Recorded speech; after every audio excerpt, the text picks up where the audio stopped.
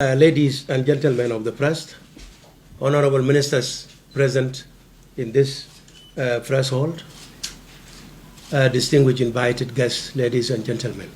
Welcome to the office of the President for the first briefing that is about to be given by Stephen K.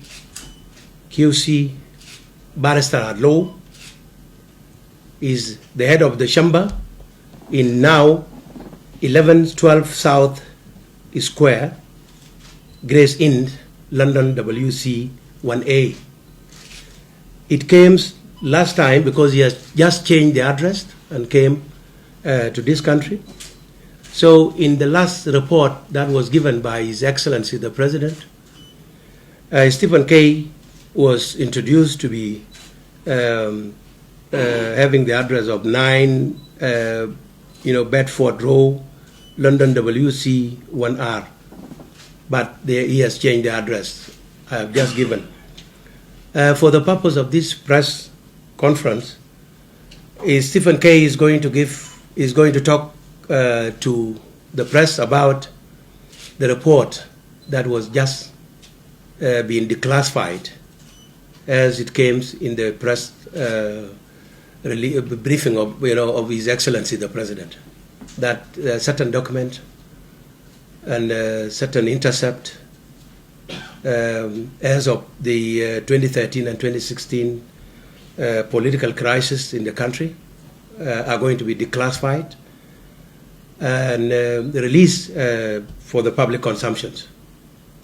Those reports, you might be aware that they are now online, but the best person to give you and answer questions that you cannot get their answers online is Stephen K. I will be introducing him so that he walk you through the press briefing of today. When the session of questions come, we will be happy to take your questions. Any question that deal with the political complexity of the South Sudan complex situation, I will be taking those questions. Any questions that is regarding the law and regarding those documents, it is received, that will be taking those questions. Without further ado, I will introduce Stephen K. Thank you very much, Tenny. Good afternoon, ladies and gentlemen of the press. I'm here to not only introduce myself to you, but to introduce the report that was released last week, pushing the reset button for South Sudan. That report was an independent report commissioned of me and covered specifically events relating to 2 attempted coups, one on the 15th of December 2013 and one on the 8th of July 2016. In looking at the evidence concerning the coups, I was particularly directed to telephone intercept conversations that were made in South Sudan. The recordings were preserved in South Sudan, and I was given access to them. The report discloses the information within the telephone intercepts.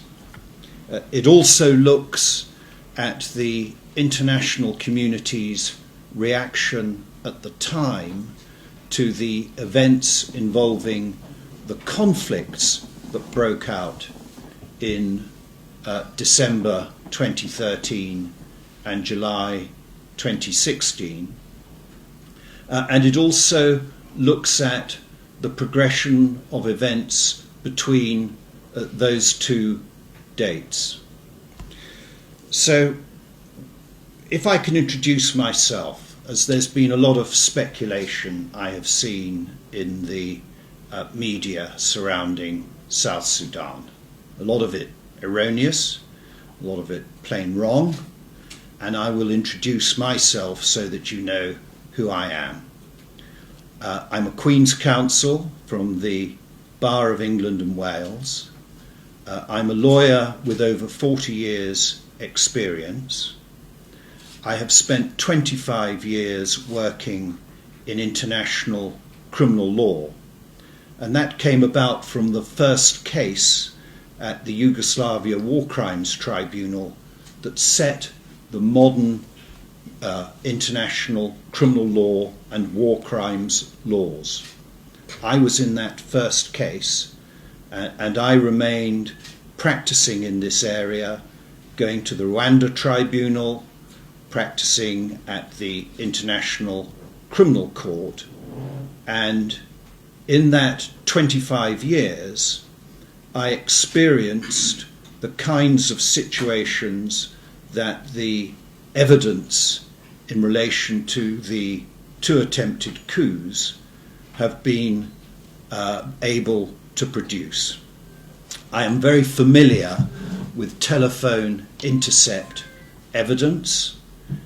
We had them in the Milosevic case, we had them in the Kenyatta case.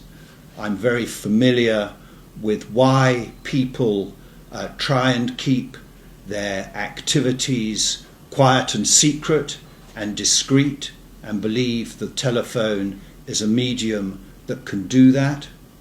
Conspirators and those planning attacks don't broadcast their intentions, they speak on the telephone. At the Kenyatta case at the International Criminal Court, I produced telephone intercept evidence that was the first ever produced within an international court involving telecommunications. And that provided the stories of activities of those people involved in events in that country.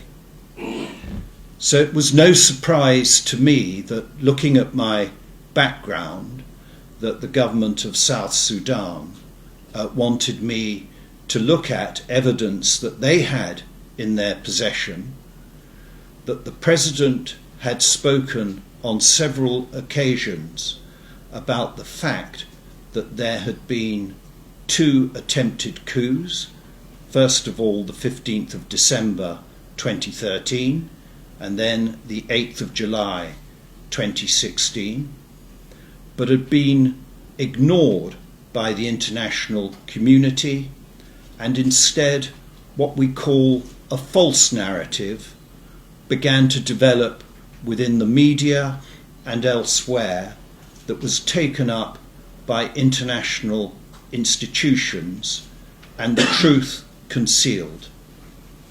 So my experience has been that the analysis of such evidence is very important as it leads the way to the truth. And when you get international institutions disregarding the word of a president, it is something worthy of examination to see who is telling the truth.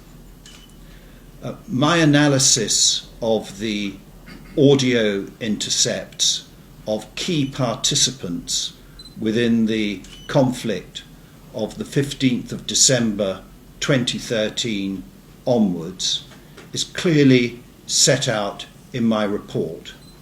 You will see there words taken from the telephone tapes that were made at the time of the individuals who were conspiring to take power and do so with violence. And they planned an attack, and that attack is revealed in the extracts that I have put in the report.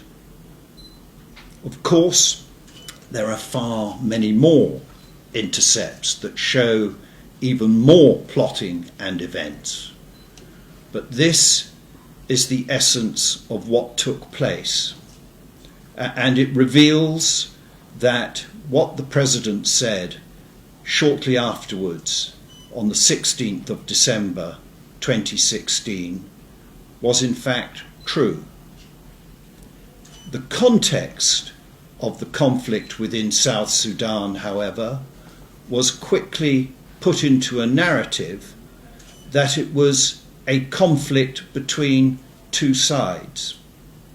And the point I want to bring to your attention, and why it is important, and why I think the reset button needs to be pushed, is that the unlawful taking of power by violence by a group of individuals, politicians and military commanders, that involve the taking of life, the deliberate killing of people, killing of soldiers so that you can get access to the weaponry, killing of others such as soldiers, police and even civilians so that you can get access to key bases and then control strategically the capital of the country, is a matter that happens that gives a state the right and indeed the duty to protect its people and to protect the government. What I looked at was far too easily brushed under the carpet. It was far too easily dismissed for what was being said by the government of South Sudan, that these events were an attempt to unlawfully seize control. My experience in the international criminal courts has given me the opportunity to analyse international narratives such as that surrounded South Sudan. I've seen it in relation to the assassination of Rafik Hariri in Lebanon, in relation to the Tamil Tigers War in Sri Lanka, in relation to conflict in the former Yugoslavia, in Bosnia, Serbia and Croatia. And what I've observed is that a narrative gets a push behind it that then is regarded as being the truth, but the truth has never properly been examined. And I've been in court cases where I've examined those facts and I've been able to show where the truth lies and that the narrative that was being pushed was not a true narrative. And this has been a concern of mine for a number of years, because too easily the narrative that is taken up carries consequences for a state, for individuals within a state, for the development of that state, and indeed for justice in that state. Because if a state is being viewed through the wrong lens of truth, the state is not being appreciated and respected internationally and able to achieve its full potential. There's a famous saying, I think by Mark Twain, that in the time that it takes for a lie to get halfway round the world, the truth is still pulling its pants on. And that is so with false information and indeed with the manipulation of the narrative, with the manipulation of facts. So the report that I produced with my team analysed the intercept evidence and was able to establish a pattern of facts. However, we didn't leave the matter there. We were aware that there had been a South Sudan investigation commission that was organised under presidential decree in January 2014, and that investigation commission had held a series of examinations of key witnesses to events that had unfolded on the night of the 15th of December 2013 and in the days thereafter. And what was remarkable was this, that the witnesses speaking weren't aware of the intercepted communications and the stories that they told. The witnesses were not aware of the total picture that the intercepted communications revealed. However, both sets of evidence from the investigation commission and the telephone intercepts cross-corroborate each other. They are mutually corroborative, and both of them have come about from different sources. So that is important when people analyse the facts and truth about the events that took place, because you're not looking at just one source, you're looking at two sources. And so I've referred to why this is important for the government of South Sudan to have the truth revealed.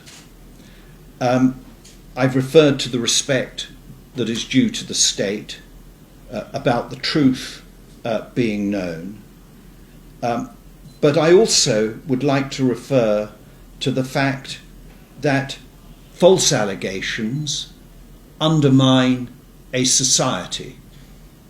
They undermine the confidence of the people in a society. They spread fear. They spread information that is destructive. And it presents an image to the rest of the world that a society is at conflict with itself. And that is not a good thing. It was a great shame to me that, looking at the work of the African Union Commission of Inquiry into South Sudan, that they did not take the time to analyse the telephone intercepts that I did,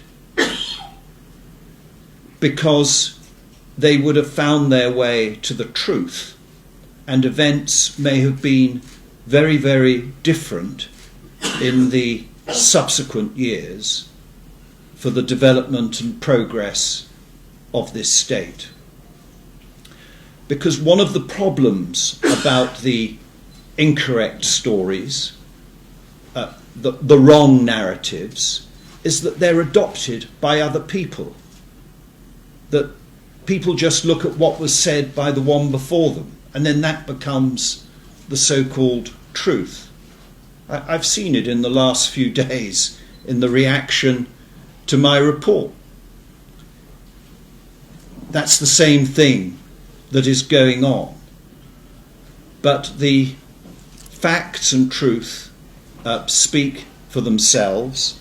That is what I have sought to lay out for you, for the government, for the people of South Sudan.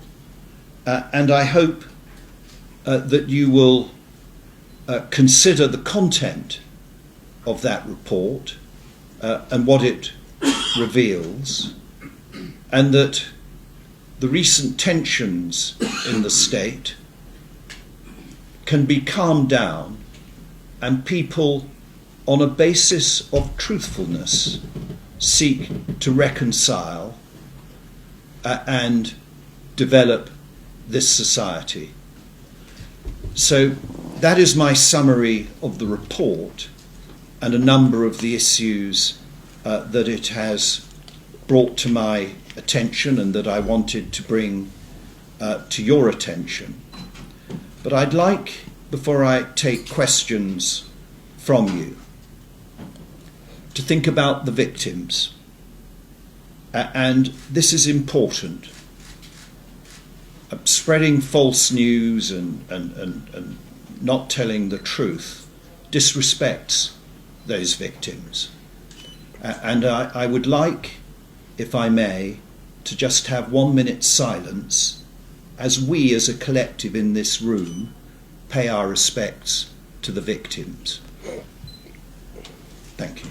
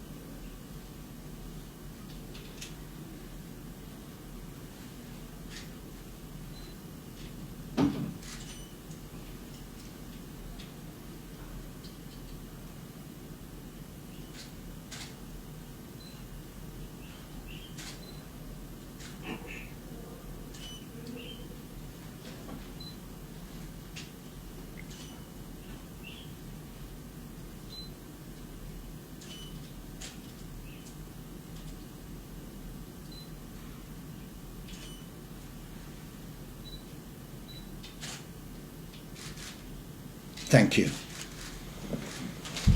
Tina. Yes, now is a session for questions. I will be actually ready to pick your hand if you are.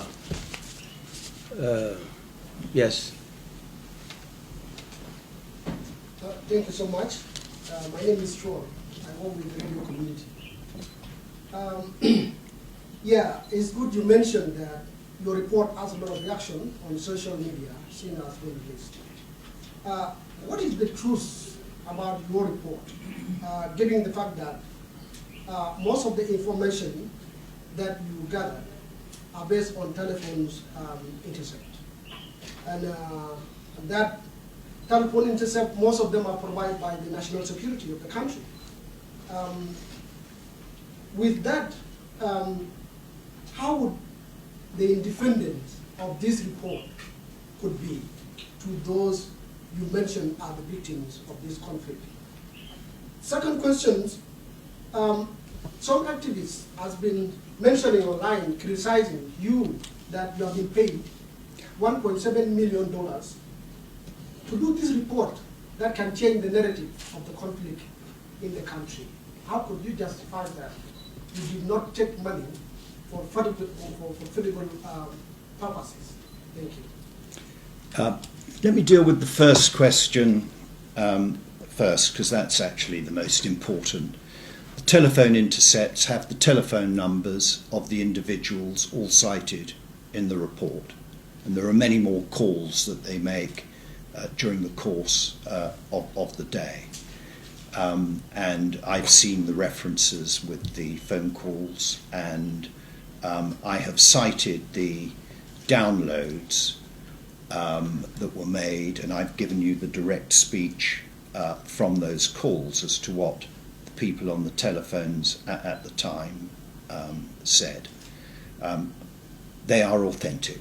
They are authentic, and if anyone wants to challenge them, we can also go to the expense of having cell site evidence if it's still available.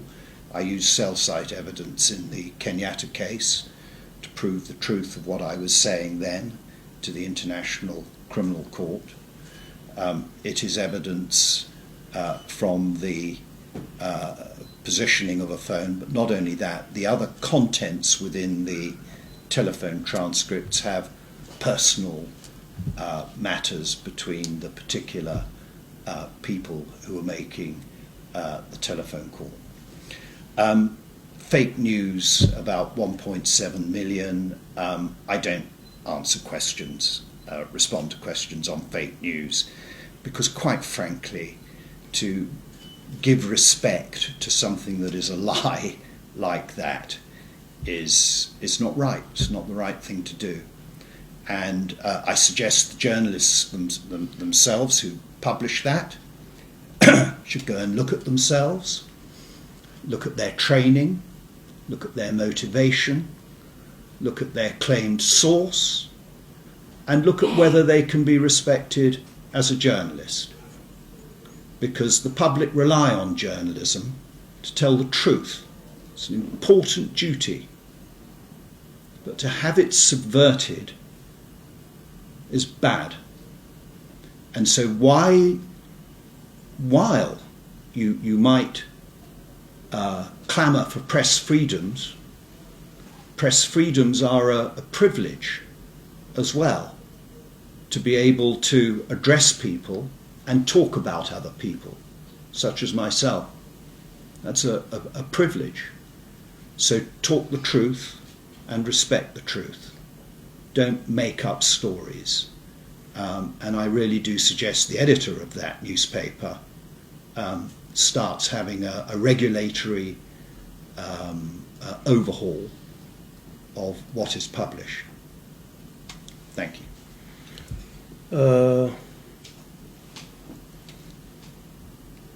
Yes, John Wall. Right, thank you for the chance. My name is John Wall. I work for Al Jazeera. I just have two questions. One is, do you think that your report will be adopted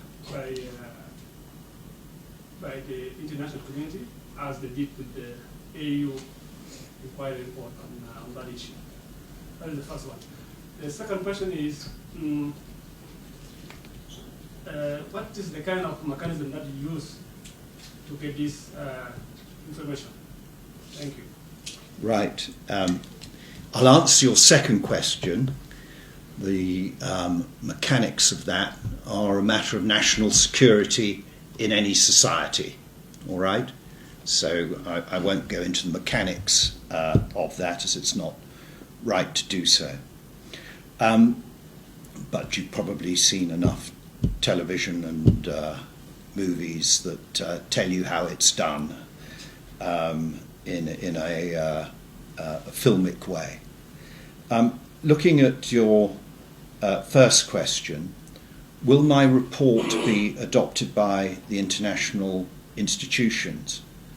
I think they will consider the content of my report. I have a meeting with a significant international institution next week in London, arranged as a result of them coming across the report. A number of the people within those international organisations know me from other cases that I have done. I've mentioned the Kenyatta case, which was in East Africa, and I believe that they will seek to discuss matters with me as to the significance of it. But in many respects, you become a little bit used to being almost controlled by the international institutions. And whilst apologies are sought from you, the South Sudanese people, and I'm talking to all of you here, on whatever side you are in the political debate, and you're told to apologise to each other and acknowledge the other's wrongs.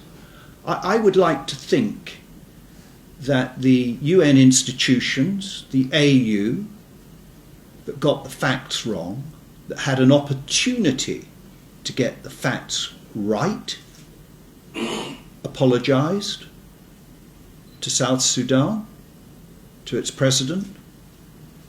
I think it would be right, if there's a mistake, that it's quite clear. I cite in my report the exact paragraph of the African Union report, paragraph 68, where they say they didn't believe the story that was provided by your president, and the exact paragraphs from 128 onwards in the African Union report that demonstrate they were provided with a CD-ROM of these intercepts at the time when they were making their inquiry by the head of your national security services, and obviously didn't consider them in depth enough or listen to them properly.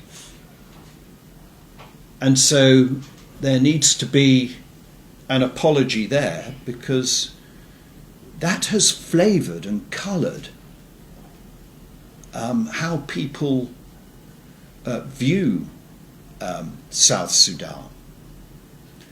And that's why I say the reset button needs to be pushed.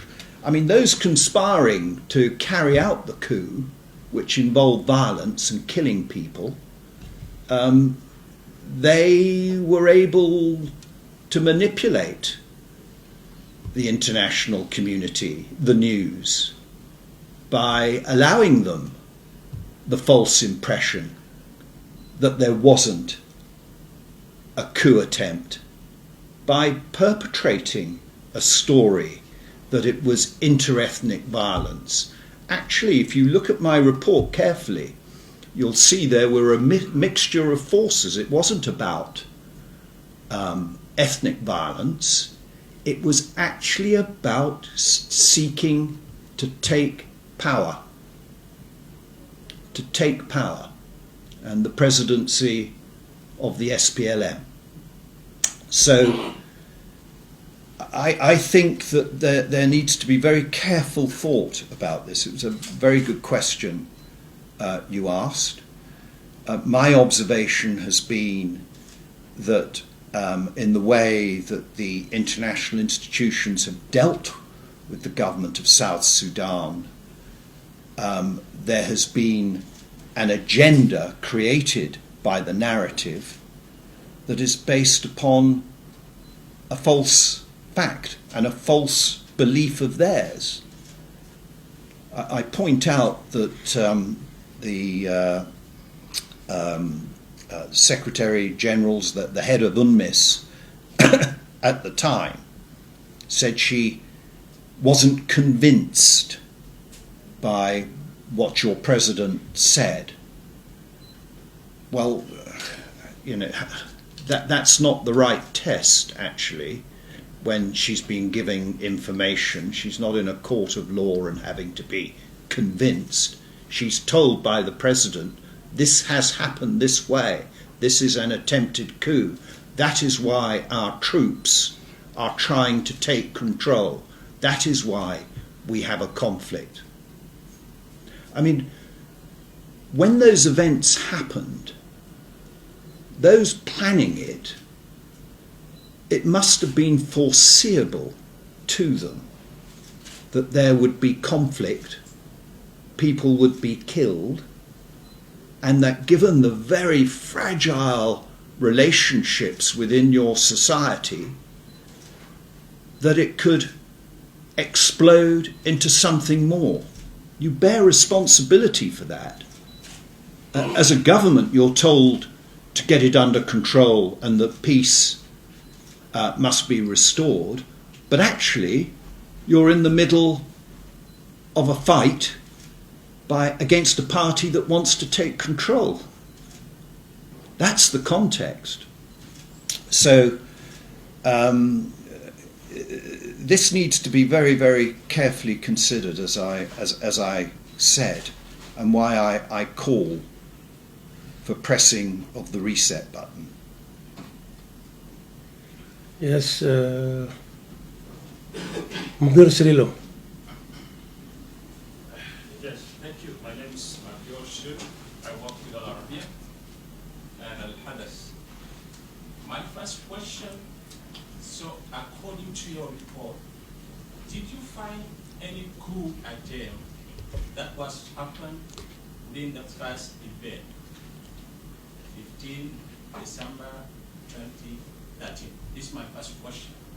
My second question is the victims.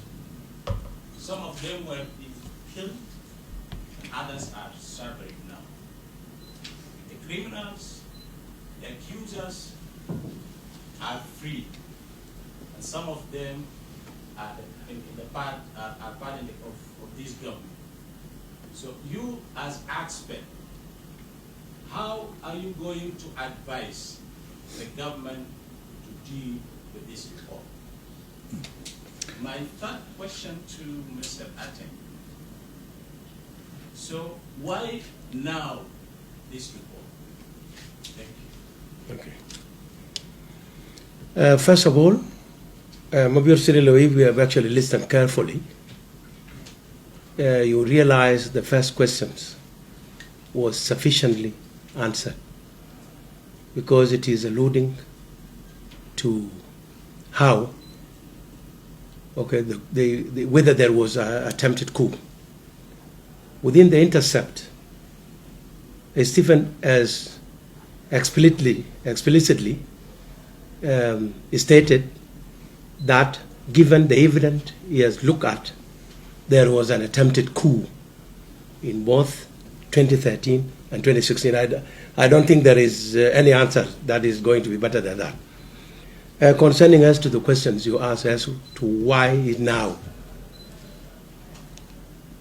this is the best timing for making people of South Sudan to understand what happened in 2013 and 2016, because it's looking like there would be a recurrence of the same situation as those who were actually perpetrating the attempted coup in 2013 and 2016 are actively working to undermine the implementation of the peace agreement that we are all here now to implement. So people of South Sudan need to be informed so that when a repeat of 2013 and 2016 happen, God forbid, then South Sudanese will be able to understand who is actually perpetrating it. I think that is why the report has been timed to happen now, not tomorrow. Yes, well, you can see in the report the political build-up to the attempted coup, and then on the 14th of December you see the plan come into operation, and then between 8:30 and 9:30 in the evening on the 15th of December you see the orders that were given. And let's be frank about this, you issue a spark and you light a fire. And the conflict that then went on over a number of days became a serious battle. What about the participants you've asked? As an outsider, what I have observed, if this is of use to you, is that you have great pressure from the international community, and I've cited these in the reports, to reconcile, to make peace, to stop this. And you've got to somehow find the means and ways as a leader, as a politician, to try and stop the other side from fighting. So the issuing of pardons to the people that were named by the South Sudanese police when they investigated the matter was probably a necessary political decision by the president at the time. From my position, I've been able to see all the international pressures around and what statements were being made and how it was being viewed. So these are very difficult decisions, but what they do impress upon me, I suppose, is that a Truth, Justice and Reconciliation Commission, whereby these facts and details become examined and looked at, and the truth archived, are very important for a society that has had conflict. And in a way, I suppose this kind of evidence is the sort of evidence that a Truth, Justice and Reconciliation and Healing Commission would be interested to receive and consider carefully.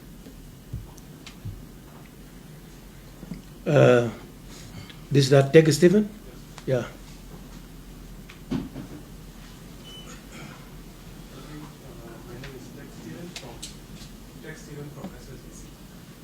The South Sudan Broadcasting Corporation. Thank you. Yes, I have two questions. Question number one is about the report itself. There are voices that say that the report is one-sided. Could there have been part of the report that have been omitted? That's one. And two, to pick up on just the question that you asked, there's a part of it that was not clearly answered, maybe also attention to answer it, is about the victims. 2-3 days ago, on the same podium, the President pardoned those whose name might have appeared in the report of any allegation that might have been arisen in the report. So what do you think would be the plight of the victims if those whose name appeared in this report have already been pardoned ahead of time? The report's not one-sided. The report just produces facts. And this report was not edited or sent to South Sudan or viewed by anyone who was from South Sudan before I put it into a PDF and finalised it. It simply wasn't read, vetted, input made by anyone from South Sudan. It is the work of my team and myself from the materials that we were given access to and were able to consider. So it's not one-sided, it's actually telling about, at the start, political conflict between two leaders, but then it goes into the significance of the violence. And I'm afraid by saying, oh, it's one-sided, you're actually in denial about what happened.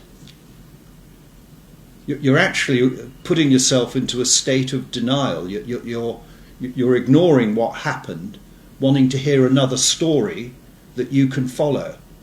The facts are the facts. And that's what has been set out. And you must remember that. In relation to the victims, my job isn't to do any more on this report. I have just produced it, analysed the evidence, and circulated it as it corrected what was not true. And that was the purpose of the report. Again, what actually happened in 2013 and 2016, apart from the legal aspect of it, it was a political crisis that requires political settlement through the signing of the revitalized agreement or resolution of conflict in the country, which we are now implementing. So that document has provided ABCD on how to deal with making the country to be peaceful and making the country to account to those crimes that were committed during the 2013 and 2016. Truth, Healing, Reconciliation Commission, which is about to be established, because like other countries that had a similar situation before, is the one that will examine those evidence and provide the way how the victim could be actually reparated, compensated, And that will be the work of the people of South Sudan, because the truth, healing, and reconciliation is a bottom-up approach, which will require all the South Sudanese to be able to take part in that process. But meanwhile, we are actually implementing the peace agreement or resolution of conflict in the country. That is Waki Simon. Yes.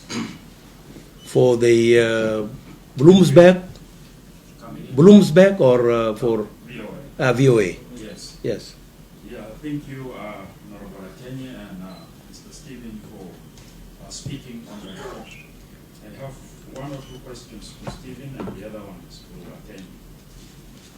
Mr. Stephen, would you mind telling us how much your company was paid to work on this report? That's the first question. The second one is, the conflict involved parties. Now, one party commissioned your company to work on this report. What do you comment on observers who say your report is not fair because you were commissioned by one party only to a conflict? My question to Honorable Attorney,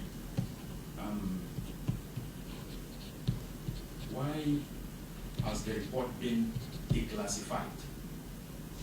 And lastly, it is not on this, but on the peace agreement, is that there is this stalemate in recent days between the SPLMIO and the SPLMIG. The SPLMIO pulled it out from the security mechanisms, and recently, I think when we spoke to them, they are not yet back. I would like to understand if at all any initiative or attempt has started to mitigate this, like saying the president and the first vice president, there are efforts for them, to come together, talk, and fix this issue. Thank you. First of all, why the materials in this report were actually declassified is to allow the investigation that has taken place, and particularly the report in questions, to be released and be now made public, so that whoever that was denying there was an attempted coup in 2013 and in 2016 can easily view those facts. And I think the report was about fact. As in regards to the almost political stalemate that occurred in the last few days, I cannot call them political stalemate, because President Salva Kiir issued a decree trying to officiate the security chapter within the security protocol within the agreement by appointing the high-ranking officials into the army from the opposition forces. Dr. Riak, responding to the presidential decree, he never waited to have an audience with the president. He issued statements calling the presidential order a violation of the agreement. So the chaos that happened, not the chaos, the panicking that happened simply because the leader of the IO rejected, who is the first vice president, rejected the order of the president.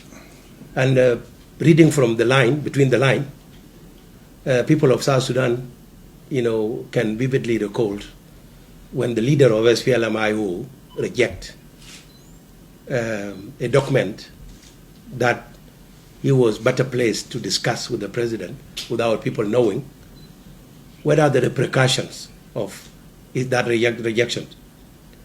Owing to this, the president, because there are peace spoilers in the country, the forces that were on the street, they were not there to intimidate anyone.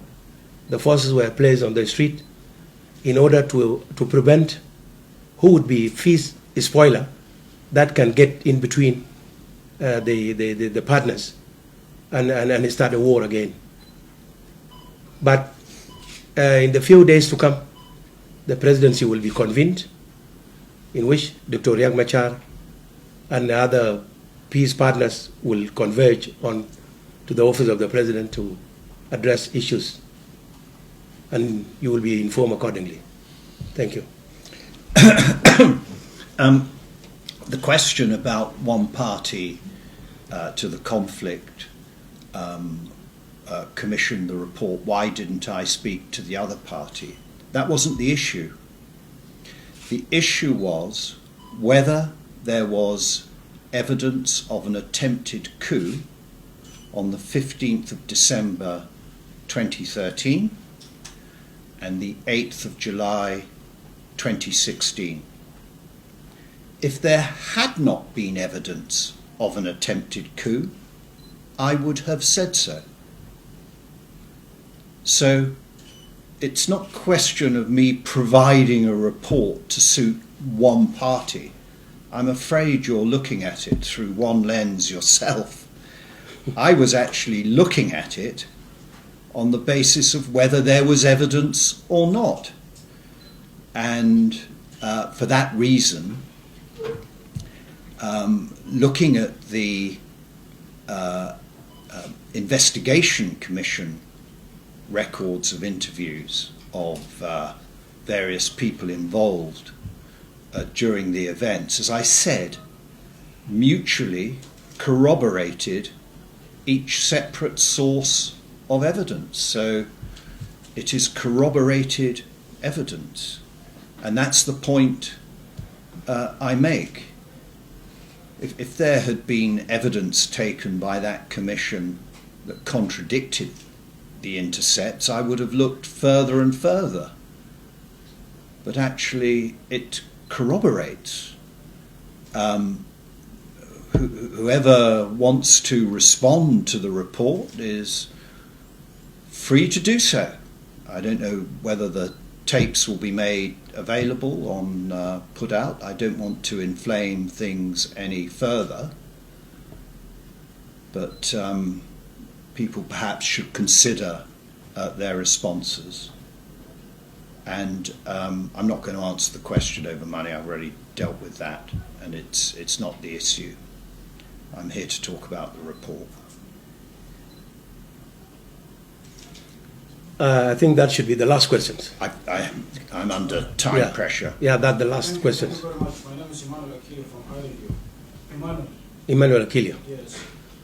As a nationalist, I want to appreciate you for taking your time, first of all, to try to help reveal the truth about the event 2013 and 2016. Thank you for that.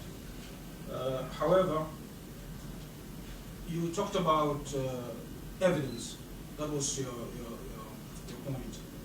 And what you wrote is a transcript of an audio. So I'm wondering, do you still have the recordings? You know, we're journalists. Do you still have the recordings? And is it possible you can share the recordings with us? Secondly, how long did it take actually for you to complete this report, the time duration?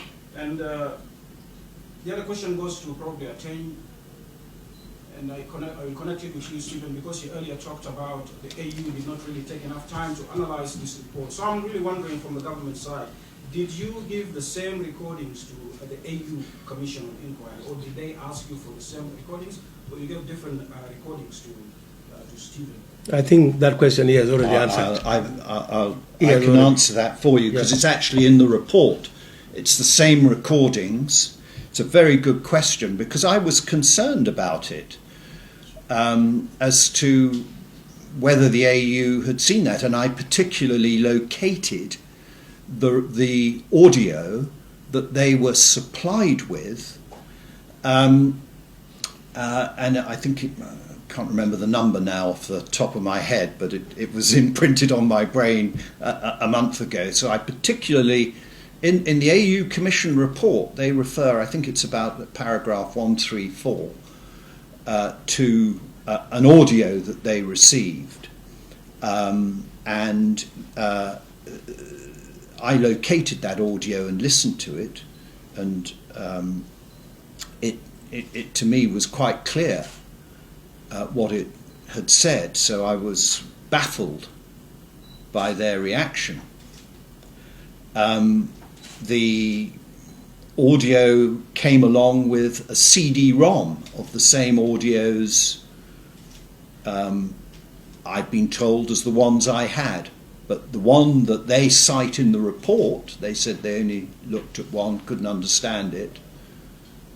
We cite that in the report itself. Yes, the audios are there that are downloads are in existence still. And I've just put what I've reviewed, which is if it's a transcript, it's a transcript. If it's an audio, those are identified as audios in the report. As far as the others are concerned, there may still be audios of those. This report took about 3 or 4 months. It wasn't a great deal of time. And for reasons of economy of resource, I did not want to spend too long on everything. Once I had the picture and sufficient evidence, the report was produced, as well as the context of what was happening at the time. So those are the answers to those questions.